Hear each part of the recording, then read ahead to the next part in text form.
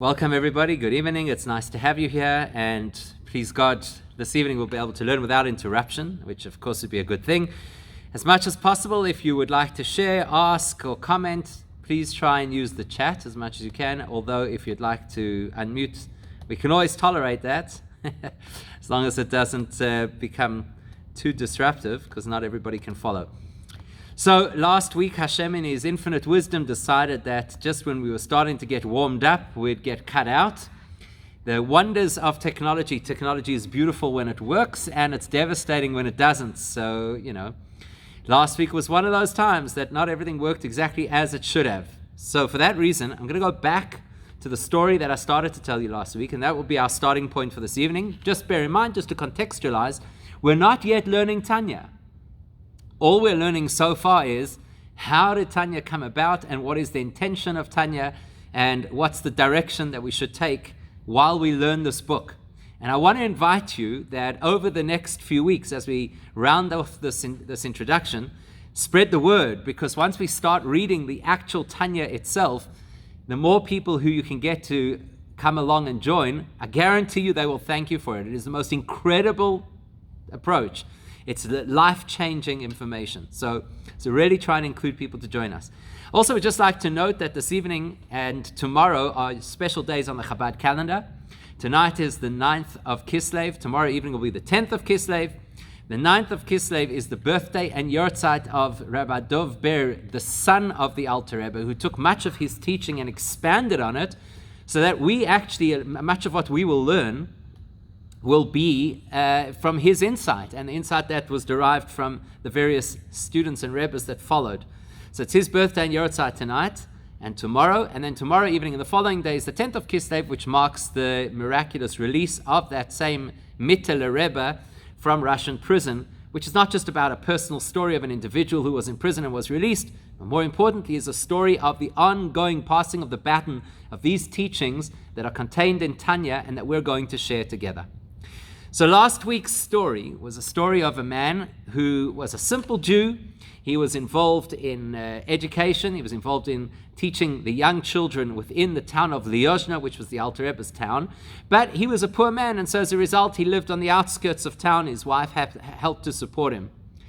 And on one particular occasion, as we started to learn last week, or started to hear the story last week, on one particular occasion, the Alter Rebbe said to this man, he said there was a situation, this man came and stayed in their house and he was trying to get out of the cold, and when he left they discovered that he had left behind a pouch of coins. And this fellow was a very straight-laced individual. He came to the Alter Rebbe, what do I do? I have no identity for this man, I don't know where he went, but he left this money here, what do I do with it? And the Alter Rebbe ruled that according to Jewish law, under those circumstances, you're entitled to keep the money for yourself, except that the Alter Rebbe advised him, don't now suddenly upscale your life. Keep it quiet until the end of the school year. And at the end of the school year, I'll advise you further. So at the end of the school year, this fellow comes back to the Alter Rebbe, who tells him, take the money and invest and open for yourself a little shop. And you upscale your house, move into town, and please God, Hashem should bless you to do well, which he did. And then the Alter Rebbe said, come back and see me in a year from now. Well, a year down the line, his business had done incredibly well. And much of the capital that he had from this pouch of money was still intact. So he came to the Alter Rebbe and said, it's fantastic, you can't imagine what's going on over here, and my business is doing really well. What do I do now? You said I should come back in a year. So this time the Alter Rebbe said to him, what you should do is, instead of just running your little shop where you're selling merchandise, why don't you go to the fair in Vitebsk, and you can buy your own merchandise. You'll obviously have a better markup then on your product, less overheads. Go and get your own materials, and then see me in a year. And again, he had a highly successful year, really made a lot of money, came back to the Alter Rebbe the following year, and he said, now what? What should I do? Thank God, Hashem has blessed me, and I'm doing so well, and I'm able to give charity, and so on. And the Alter Rebbe said to him, well, this time, instead of going to the little fair that is in Vitebsk to get your merchandise, why don't you go to the bigger city of Moscow, and there you can really get some merchandise that is not available in the region. It will give you the edge, and you'll be in an even better position business-wise, which he did. And again, the Alter Rebbe said, come and see me in a year's time. A year down the line, he comes back to the Alter Rebbe and he reports that this is unbelievable. The success is incredible. I'm doing so well, Baruch Hashem. And now comes the part of the story that we just almost started. So the Alter Rebbe says to him, this time, I want you to go to Königsberg. Königsberg was the massive watershed of all business in the entire region. Go to Königsberg, go to the fair, and buy your merchandise there. But when you are there, I'm going to ask you a favor. Please, would you bring me a gift when you come back? So this man felt so blessed and so indebted to the Alter Rebbe that, of course, when he went, he looked around and he thought, what do you buy as a gift for a Rebbe? Your choices are fairly limited. Anyhow, he came across a beautiful snuff box. And he brought the snuff box to the Rebbe, to the Alter Rebbe, and he said, here's the gift. This is what I want to give you. To thank you for all the blessings. You requested a gift. Here is the gift. The Alter Rebbe looks at it and he says, that's very nice, but that is not the gift that I was looking for. Next year, when you go to the fair in Königsberg, I want you to bring me an even more precious gift than that. What could be more precious? He figured, okay. And the next time he went to Königsberg, he went and he found an even more beautiful, more ornate, more expensive snuff box. And he thought, well, this will be the gift. And so he comes back to the Alter Rebbe and he presents him with this magnificent snuff box. And he says, here, Rebbe, here is a gift. The Alter Rebbe says to him, that's very appreciated, but that is not what I had in mind. Next year, when you go to the fair in Königsberg, I want you to do me a favor. Do you ever go to the theater? He says, the theater? Well, you're kidding. We're talking about a frum Jew over here. We're talking about a shtetl yid. We're talking about somebody whose life was completely dedicated to teaching children at the youngest age in the cheder. We're talking about an individual who lived completely cut off from the reality of most of what the secular world had to offer. It's unthinkable of him to go to a theater. But the Alter Rebbe suggested he should go to the theater. He went to the theater. And if the Rebbe suggested he should go to the theater, he didn't just go to the theater. He bought himself the best seats in the house. So he goes into one of those fancy boxes, this beautiful area, this little podium that he's sitting in. And whatever happened to be on in the theater was irrelevant to him. And the production begins. And he fell asleep. He had no interest in the theater. He fell asleep. Anyhow, the production came and went. Everybody cleared out of the theater, and he was oblivious because there he was in his booth, fast asleep. And the only thing that woke him was when the janitor came to clean the booth. And much to his surprise, he finds somebody sloughing in the booth. It's unheard of. Who falls asleep in the middle of the beautiful Russian theater, or Königsberg, whatever it was, the Prussian theater? Can't get over it. What's going on? And then he looks and he sees that this man is a religious-looking Jew. The janitor says to him, excuse me, sir, what are you doing here? He says, what am I doing here? He says, I came to the theater, I fell asleep. He says, are you from around here? He says, no, as it happens, I'm from Lyozna. I don't know if you've ever heard of it. I'm from this town called Lyozna. It's a far distance from here. So the janitor says to him, Lyozna, do you know Reb Zalmanu? Now that was the kind of pet name that the colleagues of the Alter Rebbe used for him when he was still studying under the Maggid of Mezrich, or Dov Ber, the successor of the Baal Shem Tov. So he says, yeah, you mean the Rebbe Reb Zalman? He says, of course I know him. He says, do me a favor. When you go back to Lyozna, tell him I sent regards. The janitor at the theater in Königsberg sends regards. Okay. So he goes back to the Alter Rebbe and he tells him the story. I went to the theater as you instructed and I was sleeping and the janitor came over and he said I should send you regards. And the Alter Rebbe had a big smile on his face. And he says, this is the gift that I was waiting for to receive from Königsberg. He says, next year when you go back to the fair, please take this book with you and show it to the janitor. But you're not allowed to allow him to keep it. You've got to get it back. You've got to get it back from him. Okay, what was the book? It was a manuscript of Tanya. It's in the late 18th century. The Alter Rebbe had worked on the Tanya for 20 years. He had labored over the book. At that stage, it wasn't well known. It wasn't well publicized. Take this book, show it to the janitor, allow him to read it, even if it's for a couple of days, but he must return it to you and you have to bring it back. Okay, strange request to take a book of the Alter Rebbe's teachings to a janitor in a theater in Königsberg. Okay.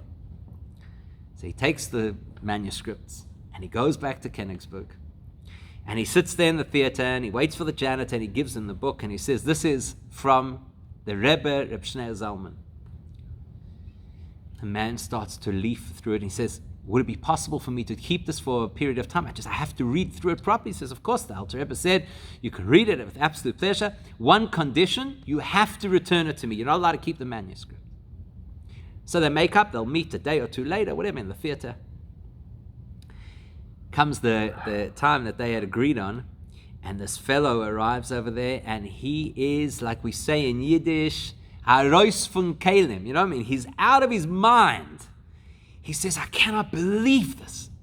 This book, what Reb Zalman you put together, this book is a treasure. This book, are you sure that I'm not allowed to keep it? Please, can I keep the book? He says, no, I was given instructions. Instructions have to take the book back. Nobody knows for certain who that individual was. But the story goes that he was one of the secret tzaddikim. In that period of time, there was the society of secret tzaddikim, individuals of an incredibly learned and pious nature who kept completely below the radar and did everything in their power to give the impression that they were simple individuals and sometimes not even observant or not even Jewish. And in the meantime, these were the great mystics of that period and that region. And apparently this was one of those individuals. And the way that he raved about the book of Tanya and what a revolution it would bring to the world just gives us a little glimpse of what it is that we're about to study together. Now, when the Alter Rebbe first put the Tanya together, it was manuscripts. The idea was not initially that it was going to be widely published. It was manuscripts that were circulated between the groups of Hasidim. The Alter Rebbe's colleague and mechutan, they had grandchildren who were married, was Reb Levi Yitzchak Chabad, a great Rebbe in his own right. And Reb Levi Yitzchak Chabad, I think I mentioned this to you before, he said when he saw the Tanya, how did the mechutan manage to fit such a large God into such a small book? Unfortunately, it was a difficult period in Jewish history.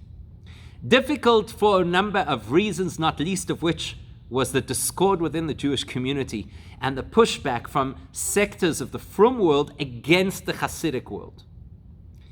And unfortunately, because of that, copies of the Tanya began to circulate that had been reproduced by unscrupulous publishers. And they deliberately changed a word here, a sentence there, to try and discredit the Hasidic movement and to discredit the Alter Rebbe. And as a result of that, one of the things that happened, there were a few things that happened. One of the things, of course, is that within the Jewish community, there was a lot of suspicion around the book of Tanya. And the other thing that happened is the Alter Rebbe was eventually arrested by the Tsarist forces because some of the references in Tanya were misconstrued, and deliberately so, to give the impression that it was a work of a revolutionary nature and that there was talk of overthrowing the Tsar. And so he landed up in prison, and after a period of time, it's coming up at this time of the year, the 19th of Kislev, which is just over a week from now, is the commemoration of the day that the Alter Rebbe was released from prison. And from that time and on, it wasn't just a personal thing that he was able to vindicate himself in the eyes of the government. It was the launch of the Chabad Chassidic philosophy in an unprecedented fashion, not least of which was the formal publishing of the Book of Tanya. And in that formal publishing, there is a whole string of introductory notes. So we're not actually going to read those introductory notes together. Instead, what we're going to do is we're going to have a look at just the themes of those introductory notes. And what's interesting about them is that there is the cover letter of the Alter Rebbe's own sons calling on people not to share manuscripts with people who might be unreliable printers and publishers. And instead, sole rights for publishing Tanya was given to a family of the Slavita press, And they were the ones who were responsible for producing the Tanya. Also, the Alter Rebbe at the time had two of his colleagues write approbations for the Tanya, two fellow students of the Maggid of Mezrich. One is known by the name of Reb Yehuda Leib, the other one is known by the name of Reb Zusha, and they wrote beautiful introductions to the Tanya about what it is about and how powerful it is. In Reb Yehuda Leib's word, he said, this is the incense. You know, if you go biblically, the incense that they used to bring in the temple was known as a cure-all for maladies. So, for example, when there was the period in history after the rebellion of Korach, you remember the story when the Jews were in the desert and Korach rebelled against the leadership of Moshe. So there was a plague in the community, and the way they stopped the plague was with the Ketores incense. So the Rabbi Yehuda Leib said that this book of Tanya is the Ketores for the modern age, because before Mashiach comes, there will be all kinds of spiritual pandemics. Yes, I know that's a word that's very touchy in today's world. But there would be these spiritual pandemics, and the antidote would be this book of Tanya. Reb Zusha, who's a perhaps more well-known colleague of the Alter Rebbe, he wrote that this is the book we will carry to greet Mashiach. In other words, this is a book that paves the way for us to be able to be in a position to go face-to-face with Mashiach. So in order for us to learn the book of Tanya, it's not just a book that you open up and you read. You know that the Torah, if you've ever looked inside a Torah scroll, so the Torah scroll starts with the letter base, which is the second letter of the Hebrew alphabet. And as a result of that, all Jewish books, all Torah books, start on page base. They start on the second page. It's an interesting thing. It's like an anomaly of Jewish books. There's no page 1. They all start on page 2, page base. Now, if you know what a base looks like, especially the way that it's calligraphically written in the Torah, the enlarged letter base of the beginning of the Torah, it looks like a big bracket. And the implication of the bracket is that before you read the book, there's certain things you have to know. It's like the famous introduction that rabbis sometimes give to their sermons. You've ever heard a rabbi do this? It says, before I speak, I'd like to say a few words. So it's the same kind of principle. Before you learn the book, there's certain things you have to know. Before you start to read the Torah, which starts with the letter Beis, which is the information, the history, the mysticism, the law, the philosophy. Before you do any of that, there's an Aleph that comes before it. Aleph, 1. The acknowledgement of the oneness of God. If you don't acknowledge the oneness of God, why are you reading the Torah? First, get that clear. As the Rambam calls it, Yesoida, Yesoidas, V'amud HaChochmos, the pillar and foundation of all pillars and foundations. The Aleph of Anoichi Hashem Elokecha, I am the Lord your God, of the 10 Commandments. Also, you'll notice something else that's interesting, and I did mention this earlier, that when you read the Torah, before we get to the sections that deal with laws, you have the sections that deal with history, how the world came to be, who the patriarchs and matriarchs were, what happened to them in their lives. So before you read a book, you always should read the preface.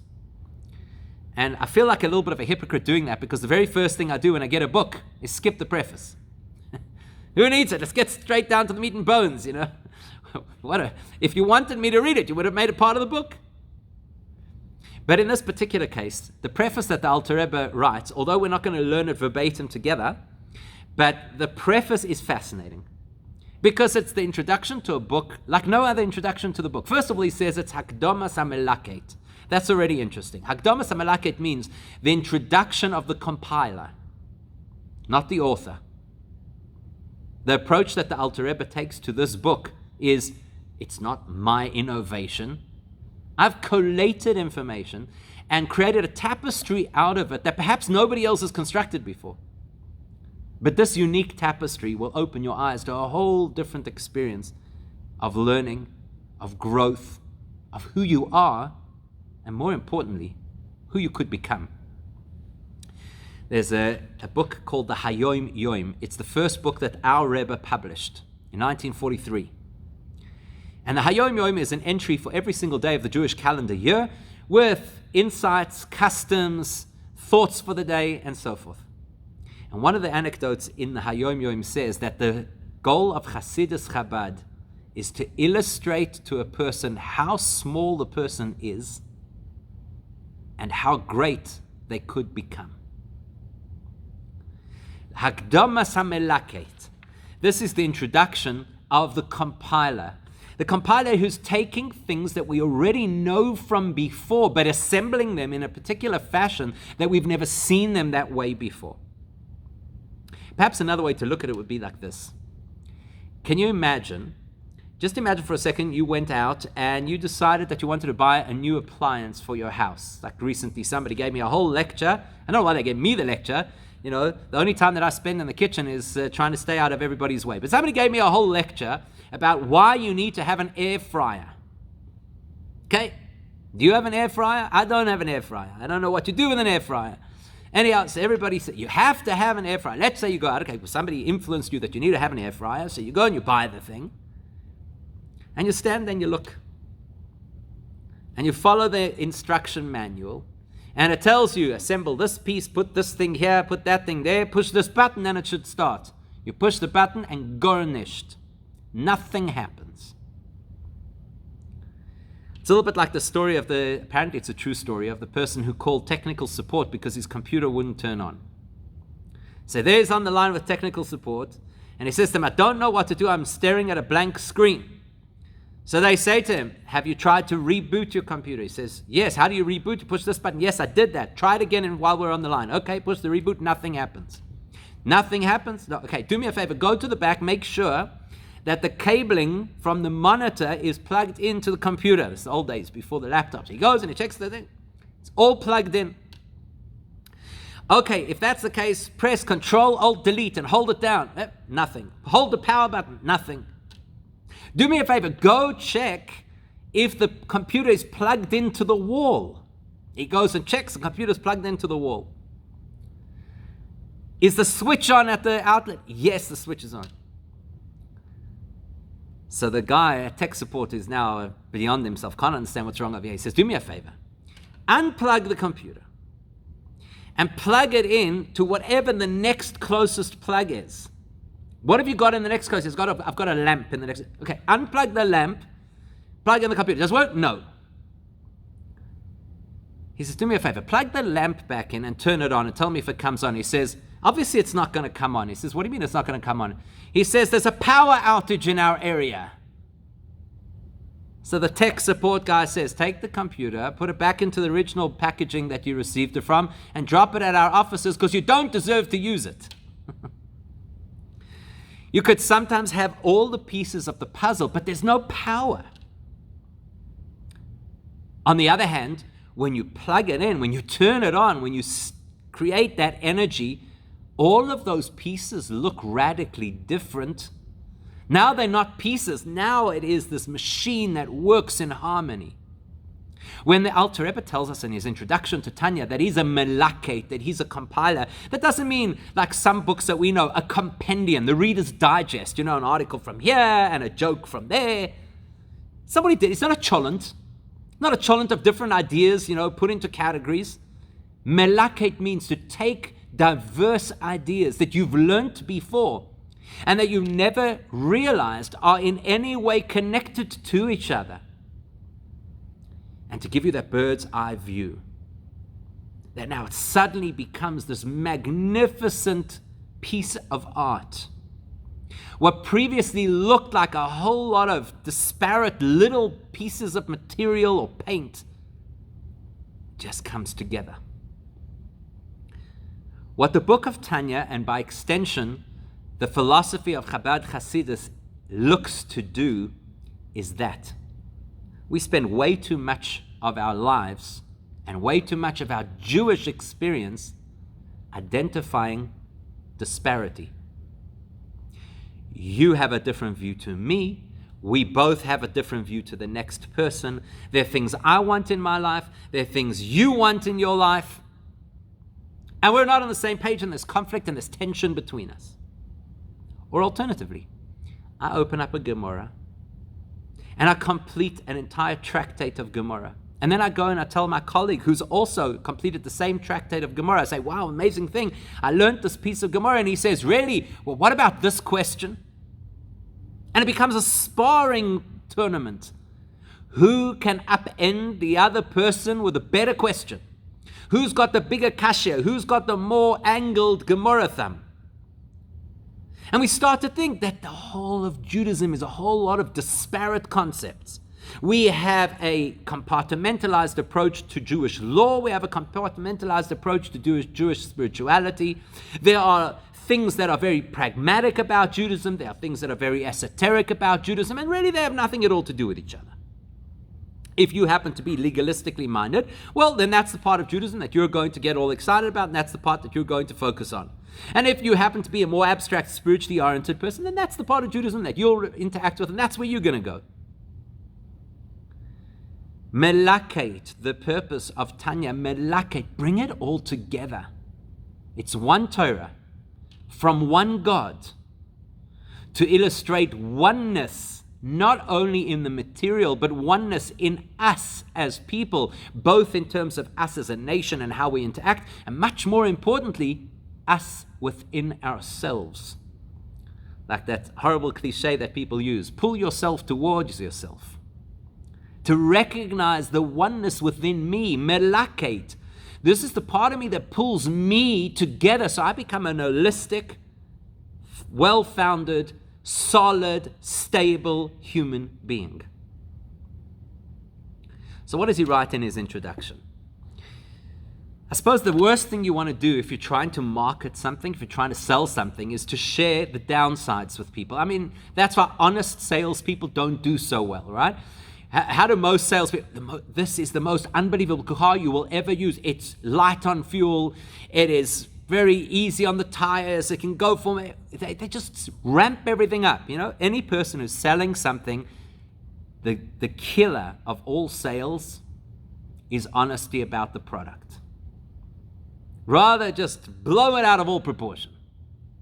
So if you're writing a book and you'd like your book to be widespread, widely used, you'd like people to study your book, you'd like people to take you seriously, one of the last things you should ever consider doing is writing an introduction as to why books are bad. And that's what the Alter Rebbe does. In the Alter Rebbe's introduction, the whole first part of the introduction is, what's weak about books? Now, that's funny, coming from Jewish people, the people of the book. The people who, as the saying goes, there's a Yiddish proverb that says, if you drop money and you drop books, first pick up the books.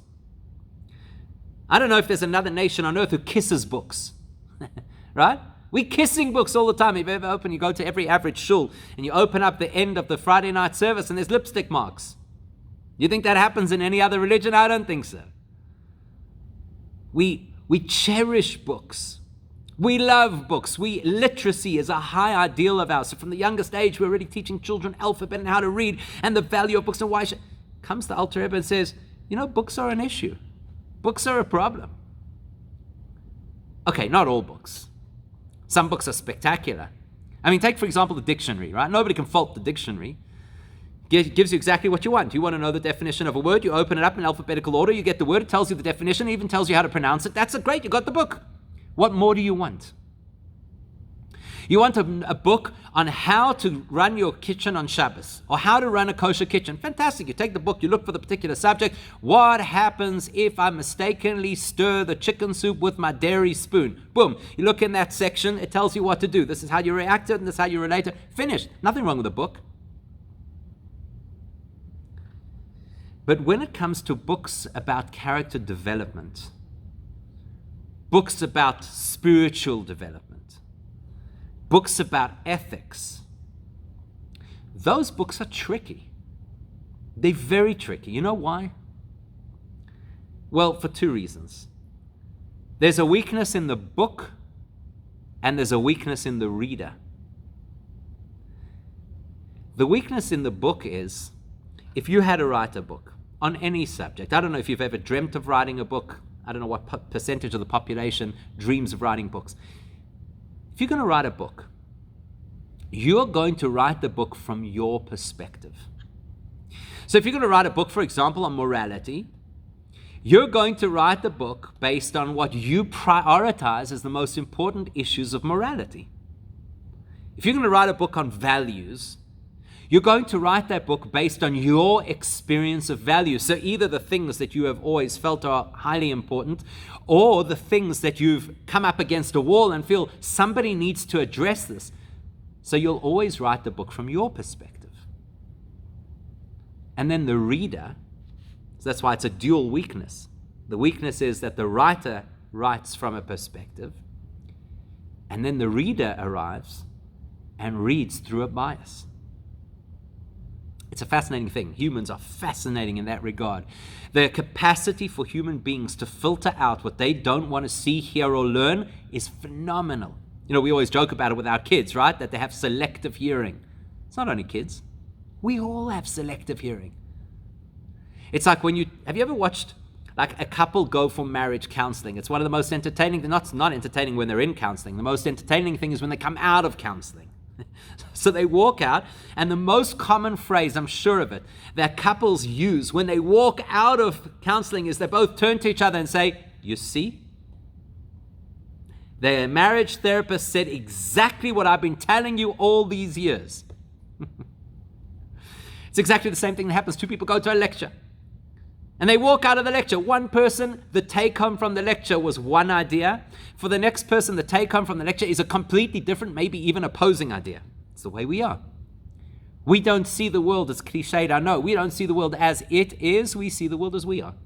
We see the world through our bias. You open a book, you're reading the book. What do you find? You find the sentences that stick out, that resonate with your worldview. So you might have somebody who's writing a book about values, morals, ethics, personal development, spiritual development, and you could completely miss what the primary thrust of the book is because you're nitpicking all the parts that relate to you, that you like, that you resonate with. I've had it happen to me, and I'm sure I'm not alone. I'm sure many rabbis have had this happen, where somebody will turn around and claim that I said something in a talk, in a shir, in a lecture, in a sermon, whatever it is, and I know for a fact I would never say something like that because it goes against my value system. And they swear that I said it. It's a fascinating thing. I suppose it's no different. It's no different to when you get up, and you've probably had this experience in some form. You get up and you make an announcement, like I often find in shul. You make an announcement about something, and 2 minutes later somebody comes over to you and says, "Correct, we don't have to whatever," and they say the exact opposite of what you've just said. The capacity for the human mind to filter out the things that it would rather not know is astounding. That's the problem with books. If you would engage with somebody face to face, one-on-one, you could mitigate these problems. Because you could say, "Feed back to me what I've told you. I just want to make sure that you heard me correctly." And then if the person gives you a garbled message back, as often happens, you say, "Okay, I don't believe that you understood me clearly, so let me reframe and repeat for you what I actually said instead of what you would have liked me to have said." That's why, could you imagine if a person decided they're going to read a book of therapy instead of going for therapy? That's going to be sick. I mean, there are plenty of people like that. I read a self-help book, I'm now cured. I no longer have PTSD because I read the book about it. I cured my addiction because I read a book on addiction. We all understand and appreciate the value of the in-person engagement compared to the sterile book world. So you want to write a book on a sterile topic, applied mathematics, Gesundheit, there's nothing to debate. Mathematical equations are empirical. If they're in book form, great. But things like values, things like how we should process, how we should behave, how we should grow, no two of us is the same. The Gemara uses this expression. It says, "Keshem shepartzu feim shoynois, kach deyosein shoynois." Just like no two people have the same face, no two people have the same mind, and it's the most logical thing if you imagine, right? Your face, nebuch. What would happen if people were identical twins? You know, well, it's the end of your life? No, you're you and you're you. Because ultimately the mind is far more complex than the face. So if we're different on the outside, we're certainly different on the inside. Says the Alter Rebbe, this is the weakness of books of Jewish ethics and morality. They're written by the most incredibly pure souls, but they are read by ordinary people. And ordinary people do not necessarily always appreciate what they're reading, and everybody takes out of it what they wish. Oh, but it's more than that, he says. It's more than that. You know, there's a brocha that we're supposed to say. It's a brocha I guarantee you have never said in your life. There's someone in my shul who is on a mission. One day he's going to get to say this brocha. There's a brocha to say when 600,000 Jews assemble in the same location. Have you ever said it? What's the brocha? The brocha is Chacham Arazim, which means that Hashem is so wise as to know the secrets of every single individual. Because you've got to be God, surely, to do that. We're so different. We're so diverse. And we're not only diverse in our perceptions and our filters. We're actually diverse in our soul makeup. And just to illustrate that point, if you thought that there are certain subjects that are so clear and homogeneous, go read Jewish law. Have you ever done it? Have you ever read the Gemara? Have you ever seen the raging debates between Beis Hillel and Beis Shammai, Abaya and Rava, Rav and Shmuel? Have you ever seen these things? Where they will debate to the ends of the world about what should be a clear, objective decision. Halachically, yay or nay, kosher or treif. How difficult could this be? But it's got to do with our wiring, our spiritual wiring. So if you take, for example, Beis Hillel and Beis Shammai, two major academies of Jewish learning in the early Talmudic era, so at the helm of these two, you had a sage called Hillel and a sage called Shammai. And Hillel was spiritually wired to be very accepting and tolerant. And so his approach to learning was, how can we make Judaism as inclusive and accessible as possible? His colleague and dear friend, Shammai, was spiritually wired to have high expectations and the greatest demands of himself and by extension of others. In other words, why settle for Judaism in its lighter form when we have the opportunity to connect to Hashem in the perfect form?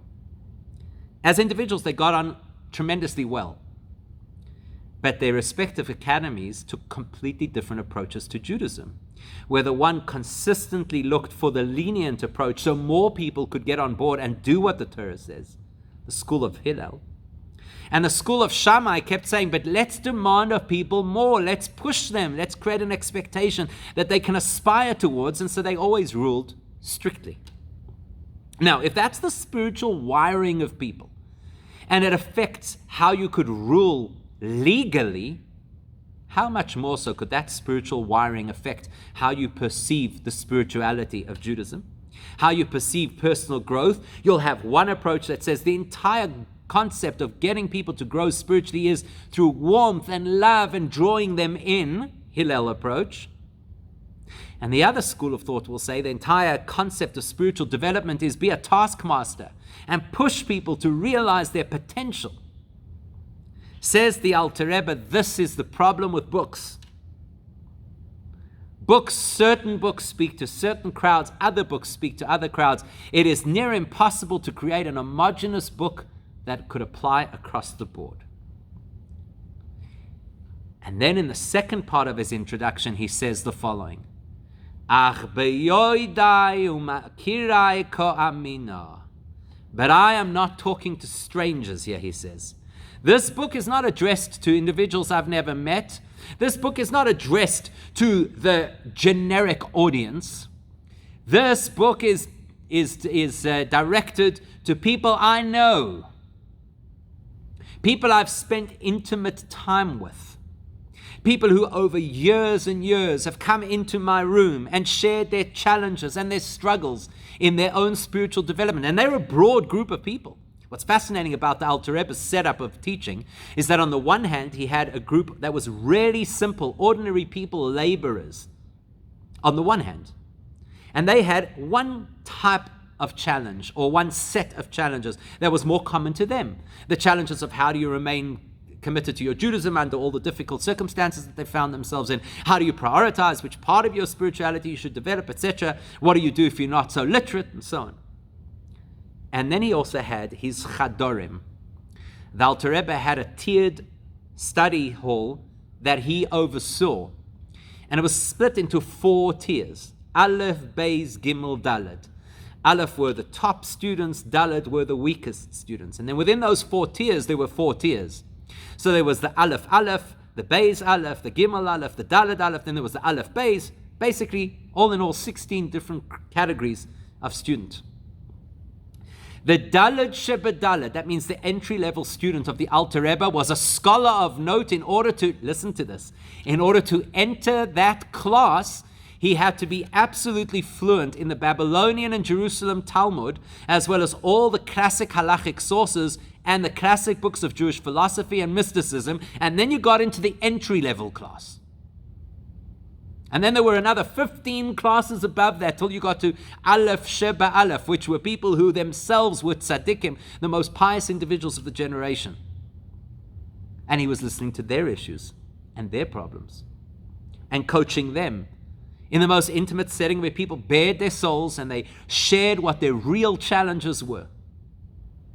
Says the Alter Rebbe, it is by collating that experience over more than 2 decades and by listening to the inner challenges that individuals have had, I created my audience for this book. This is the book written to the people I know. To the people I know not just as colleagues, not just as students, but I know from the inside. The truth of the matter is it's deeper than that. It's considerably deeper than that. You know, when Moshe Rabbeinu, Moses, was going to pass away, he went to Hashem. It's an interesting conversation because you find in the most common verse in the Torah is Vayedaber Hashem el Moshe lemor, and Hashem spoke to Moshe. And in this particular instance, the sentence is flipped. Vayedaber Moshe el Hashem. And Moshe spoke to Hashem. Vayedaber is an interesting word because it's a firm expression. It means I want an answer. Rashi says, he said to Hashem, I want to know if you're going to fulfill my request or not. So what was his request? He said, Hashem, please appoint a successor for me. And what type of person should that successor be? Ish asher ruach boy. An individual who has spirit within him. So Rashi, who's the foremost commentator on the Torah, says, what does it mean that he should have spirit in him? Does it mean that he'll be a person who's got a tremendous energy and enthusiasm? Does it mean a person who'll be incredibly spiritual? What does it mean that somebody should have spirit in them? So Rashi says, somebody who can relate to the individual spirit of each member of the community. There are many, many, many rabbis. Some of them resonate more closely with their flock and others don't. Some rabbis really get who they're dealing with and some unfortunately don't. There are far fewer tzaddikim. Tzaddikim are not just people who are professional Jews, who have a degree in Judaism, like a rabbi might. A tzaddik is somebody who's at the highest level of spiritual development, somebody who's an incredibly pious person, somebody who has mastered their character to the fullest extent. There are far fewer of them around. And typically what you will find is that tzaddikim will build an audience around them of individuals who they resonate with, who they get, who they understand, who they can teach, and who they can write for. But what Moshe asked Hashem is, he recognized about himself that he was a unique leader, and he asked Hashem that there should be such a unique leader again and again and again throughout history. The Zohar calls this the extension of Moshe within every generation. It's not a rabbi. It's not a scholar. It's not a pious individual. It is an individual whose soul is keyed in to the souls of every Jew at that time. That is what the Alter Rebbe was telling us in his introduction. He says, if I was writing a book, you would not necessarily find what you needed in that book. But because Hashem has gifted me, that I know who you are, not because I'm special, not because I'm learned, not because I'm gifted. Because Hashem has gifted a particular kind of neshama, which we will learn about further in Tanya. A unique kind of neshama that plugs into the neshama of every single individual. Therefore, I'm able to have the gift of composing a book. It's not mine.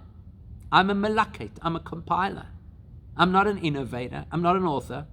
I'm a compiler of the messages that Hashem wants His people to have at this period of history, so that they can grow to their greatest spiritual potential in the now. Not in the age of the prophets, not in the age of the Talmud, not in the age of the early responsa, of the Rambam, Rashi, and so on. In the now, the period leading to the revelation of Mashiach. That's what this book is all about. And then, as almost like a postscript, he says, and I'll put a practical system in place, which is that within every group, there should be individuals who we can trust, that you can go to them and you can ask them to teach you, Tanya, and you can ask them to ensure that this information is not read through your bias, but is as true to the objective origins as possible. And I warn them, says the Alter Rebbe, let them not cover their mouths with false humility and transgress what the Torah calls withholding food from the hungry. If you have the ability to teach, you have the obligation to teach. If you've learned some Tanya, you have to share some Tanya. And that's his introduction to the book. What we'll do, please God, next week is we'll learn, not read, we will learn the cover, the title page of the book. It's literally just 4 lines, 5 lines. And it will blow your mind to discover how much wealth of knowledge is just in the title cover of this book.